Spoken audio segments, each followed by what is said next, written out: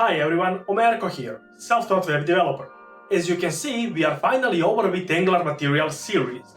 As the last thing here, I wanted to wrap things up and also mention what you can expect from me in the future. First of all, for you who don't know, Angular Material series is a series where we explored each and every feature that Angular Material has to offer. That includes all Angular Material components and also component dev kit. So, if you wish to check the whole series and learn Angular Material, you will have a link down in the description of this video. And now about the future of this channel. I already prepared several real-life projects for us to build, so you can expect many of those in the future.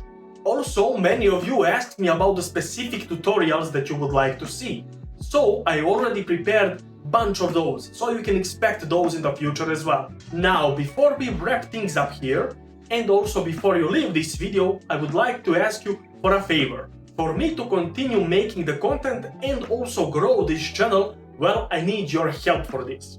Be sure to subscribe to my channel and also be sure to comment down below. Which tutorial would you like to see? Now, I wish to say thank you for following this series and I will see you in my next video. Bye bye.